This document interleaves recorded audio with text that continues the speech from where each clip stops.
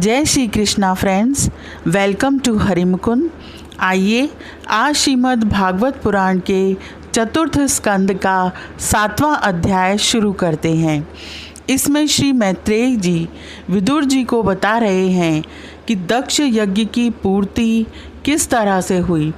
श्री मैत्रेय जी कहते हैं, विदुर जी, ब्रह्मा जी के प्रार्थना करने पर भगवान शंकर ने प्रसन्नता पूर्वक हंसते हुए कहा, सुनिए। श्री महादेव जी ने कहा, प्रजापते, भगवान की माया से मोहित हुए दक्ष जैसे ना समझो के अपराध की न तो मैं चर्चा करता हूँ और न याद ही करता हूँ। मैंने तो केवल सावधान करने के लिए ही उन्हें थोड़ा सा दंड दे दिया। दक्ष प्रजापति का सिर जल गया है, इसलिए उनके बकरे का सिर लगा दिया जाए। भगदेव मित्र देवता के नेत्रों से अपना यज्ञ भाग देखें। पूषा पिसा हुआ अन्न खाने वाले हैं, वे उसे यजमान के दांतों से भक्षण करें तथा अन्य सब देवताओं के अंग प्रत्यंग भी स्वस्थ हो जाएं, क्योंकि उन्होंने यज्ञ से बचे हुए पदार्थों को मेरा भाग निश्चित किया है। अध्वर्यु आदि याज्ञिकों में से जिनकी भुजाएं टूट गई हैं, वे अश्विनी कुमार की भुजाओं से, और जिनके हाथ नष्ट हो गए हैं, वे पूषा के हाथों से काम करें तथा भृगु जी के बकरे की सी दाढ़ी मूछ हो जाएं। श्री मैत्रेय जी कहते हैं, विदुर, तब भगवान शंकर के वचन सुनकर सब लोग प्रसन्न चित्त से धन्य धन्य कहने लगे। फिर सभी देवता और ऋषियों ने महादेव जी से दक्ष की यज्ञशाला में पधारने की प्रार्थना की, और तब वे उन्हें तथा ब्रह्मा जी को साथ लेकर वहाँ गए। वहाँ जैसा जैसा भगवान शंकर ने कहा था, उसी प्रकार सब कार्य करके उन्होंने दक्ष की धड़ से यज्ञ पशु का सिर जोड़ दिया। सिर जुड़ जाने पर रुद्रदेव की दृष्टि पड़ते ही दक्ष तत्काल सोकर जागने के समान जी उठे और अपने सामने भगवान शिव को देखा। दक्ष का शंकर द्रोह की कालिमा से कलुषित हृदय उनका दर्शन करने से शरतकालीन सरोवर के समान स्वच्छ हो गया। उन्होंने महादेव जी की स्तुति करनी चाहिए, किंतु अपनी मरी हुई बेटी सती का स्मरण हो आने से स्नेह और उत्कंठा के कारण उनके नेत्रों में आंसू भर आए। उनके मुख से शब्द न निकल सका। प्रेम से विहल परम बुद्धिमान प्रजापति ने जैसे तैसे अपने हृदय के आवेग को रोककर विशुद्ध भाव से भगवान शिव की स्तुति करनी आरंभ की। दक्ष ने कहा, भगवन, मैंने आपका अपराध किया था, किंतु आपने उसके बदले में मुझे दंड के द्वारा शिक्षा देकर बड़ा ही अनुग्रह किया है। आप और श्री हरि तो आचारहीन नाम मात्र के ब्राह्मणों की भी उपेक्षा नहीं करते, फिर हम जैसे यज्ञ याग आदि करने वालों को क्यों भूलेंगे। आपने ब्रह्मा होकर सबसे पहले आत्म तत्व की रक्षा के लिए अपने मुख से विद्या, तप और व्रत आदि के धारण करने वाले ब्राह्मणों को उत्पन्न किया था। जैसे चरवाहा लाठी लेकर गौओं की रक्षा करता है, उसी प्रकार आप उन ब्राह्मणों की सब विपत्तियों से रक्षा करते हैं। मैं आपके तत्व को नहीं जानता था, इसी से मैंने भरी सभा में आपको अपने वाग्बाणों से बेधा था, किंतु आपने मेरे उस अपराध का कोई विचार नहीं किया। मैं तो आप जैसे पूज्यतम महानुभावों का अपराध करने के कारण नरक आदि नीच लोकों में गिरने वाला था, परंतु आपने अपनी करुणा भरी दृष्टि से मुझे उबार लिया। अब भी आपको प्रसन्न करने योग्य मुझ में कोई गुण नहीं है।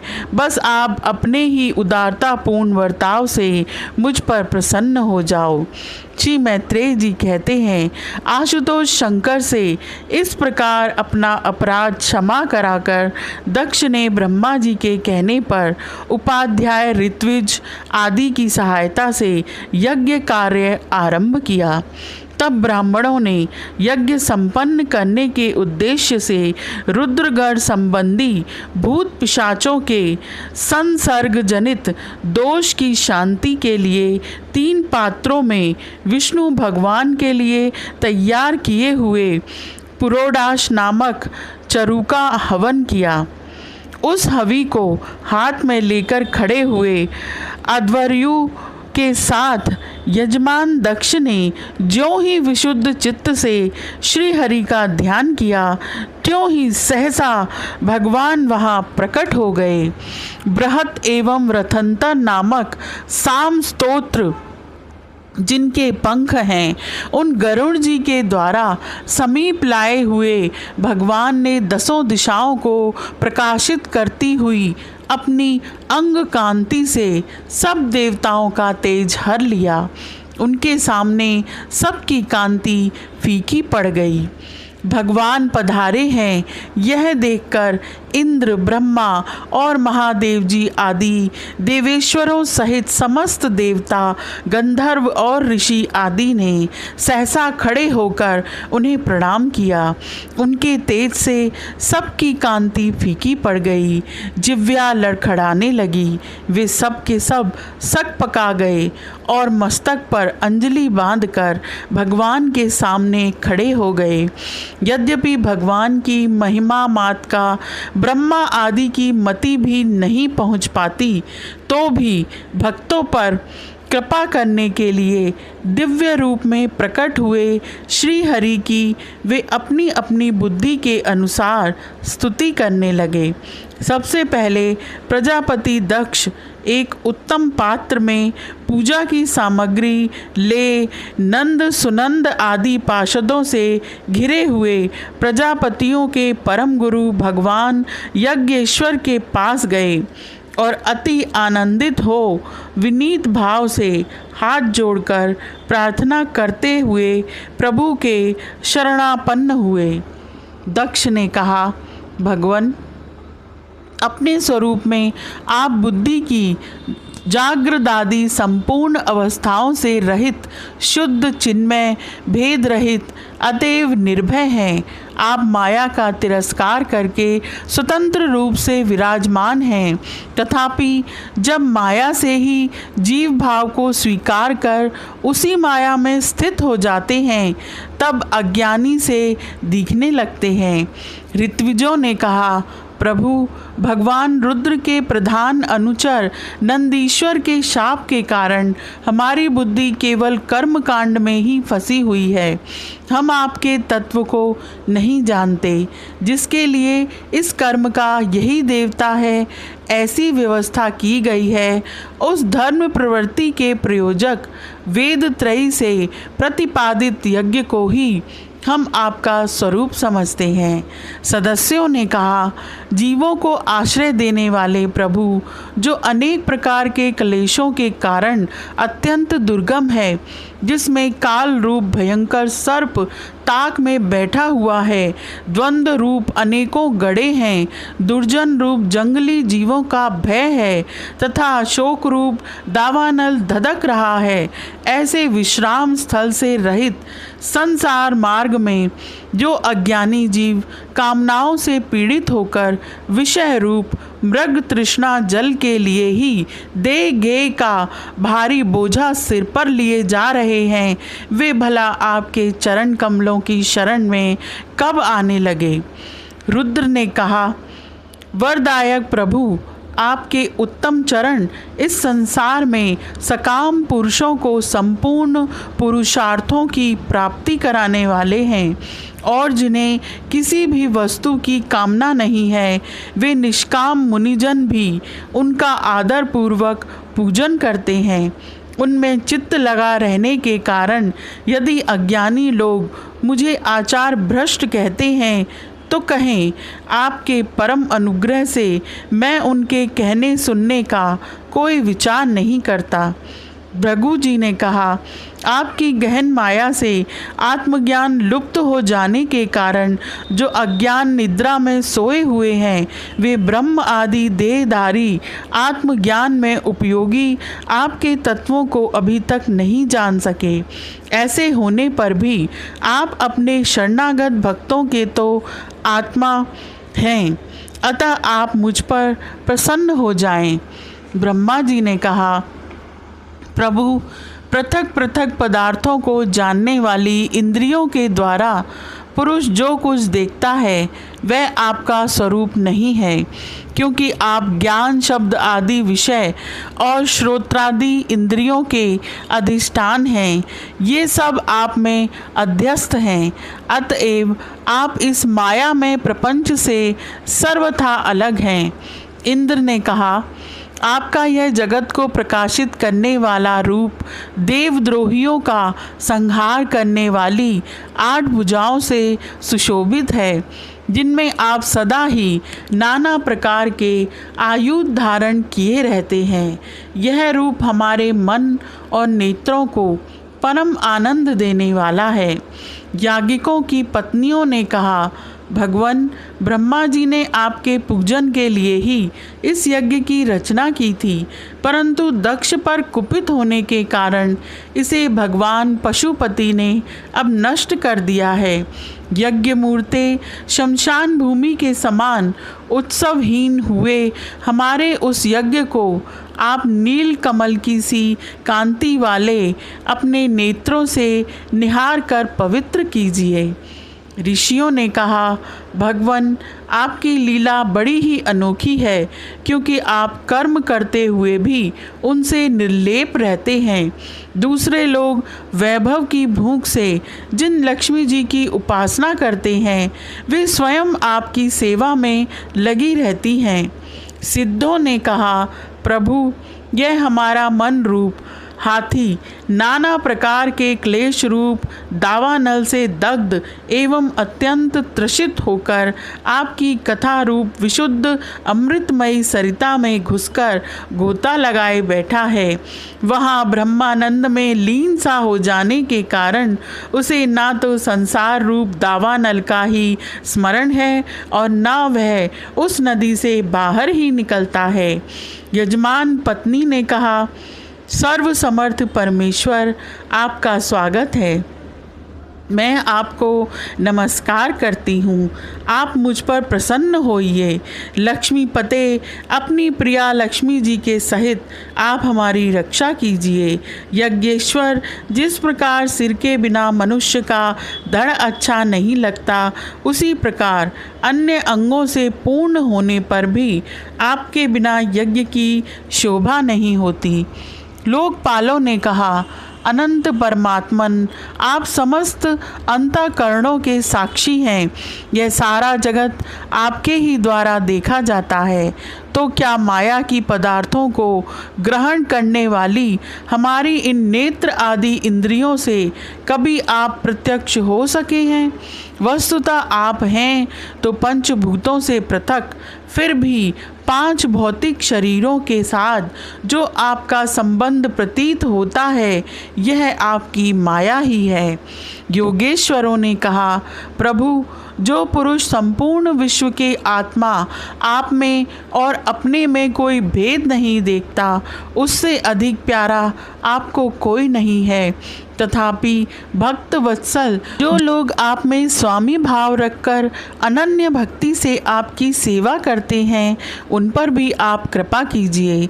जीवों के अदृष्टवश जिसके सत्व आदि गुणों में बड़ी विभिन्नता आ जाती है, उस अपनी माया के द्वारा जगत की उत्पत्ति, स्थिति और प्रलय के लिए ब्रह्म आदि विभिन्न रूप धारण करके आप भेद बुद्धि पैदा कर देते हैं, किंतु अपनी स्वरूप स्थिति से आप उस भेद ज्ञान और उसके कारण सत्व आदि गुणों से सर्वथा दूर हैं।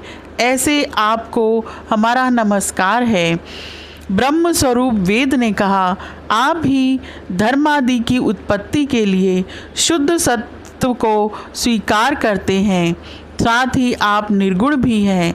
अतएव आपका तत्व ना तो मैं जानता हूँ और ना ब्रह्म आदि कोई और ही जानते हैं।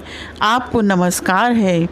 अग्निदेव ने कहा, भगवान, आपके ही तेज से प्रज्वलित होकर मैं श्रेष्ठ यज्ञों में देवताओं के पास घृत मिश्रित हवि पहुँचाता हूँ।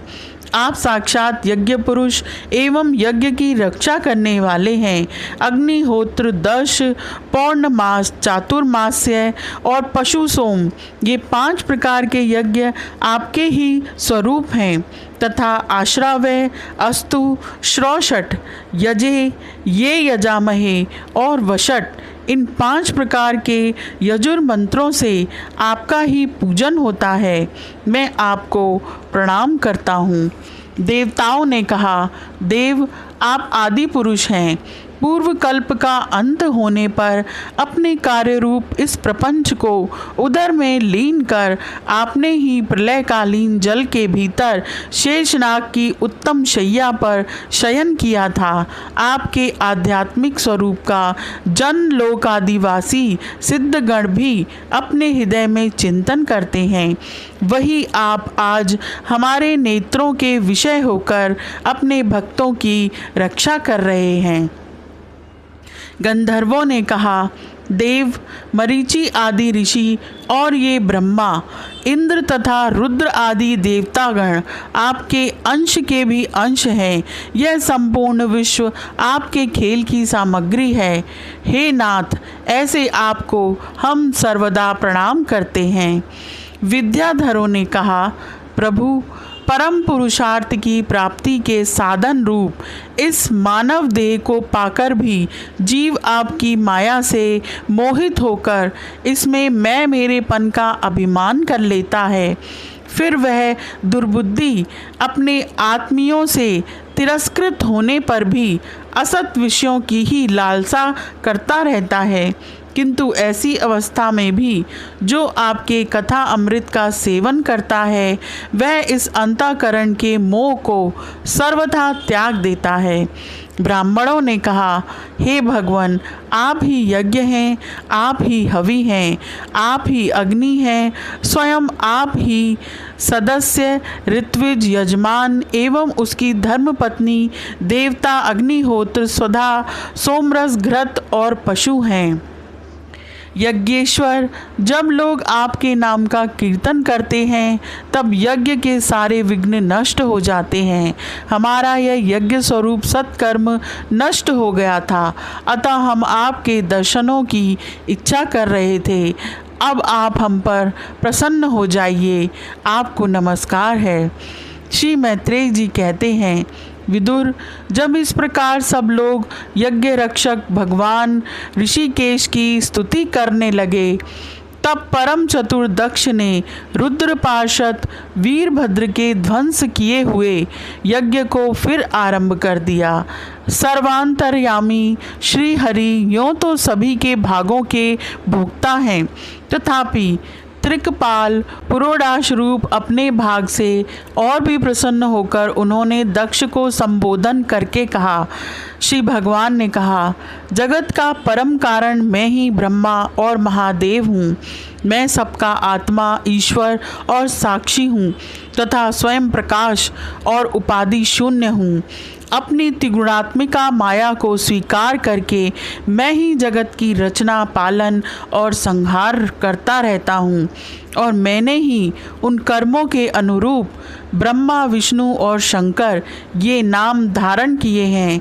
ऐसा जो भेद रहित विशुद्ध पर ब्रह्म स्वरूप मैं हूँ, उसी में अज्ञानी पुरुष ब्रह्मा, रुद्र तथा अन्य समस्त जीवों को विभिन्न रूप से देखता है। जिस प्रकार मनुष्य अपने सिर, हाथ आदि अंगों में ये मुझसे भिन्न है ऐसी बुद्धि कभी नहीं करता, उसी प्रकार मेरा भक्त प्राणी मात्र को मुझसे भिन्न नहीं देखता। हम ब्रह्मा, विष्णु और महेश्वर तीनों स्वरूपता एक ही हैं और हम ही संपूर्ण जीव रूप हैं। अतः जो हम में कुछ भी भेद नहीं देखता वही शांति प्राप्त करता है। श्री मैत्रेय जी कहते हैं, भगवान के इस प्रकार आज्ञा देने पर प्रजापतियों के नायक दक्ष ने उनका त्रिकपाल यज्ञ के द्वारा पूजन करके फिर अंगभूत और प्रधान दोनों प्रकार के यज्ञों से अन्य सब देवताओं का अर्चन किया। फिर एकाग्र चित्त हो भगवान शंकर का यज्ञ शेष रूप उनके भाग से यजन किया तथा समाप्ति में किए जाने वाले उद्वसान नामक कर्म से अन्य सोमपाई एवं दूसरे देवताओं का यजन कर यज्ञ का उपसंहार किया और अंत में ऋत्विजों के सहित अवभृत स्नान किया। फिर जिन्हें अपने पुरुषार्थ से ही सब प्रकार की सिद्धियां प्राप्त थीं, उन दक्ष प्रजापति को तुम्हारी सदा धर्म में बुद्धि रहे ऐसा आशीर्वाद देकर सब देवता स्वर्गलोक को चले गए।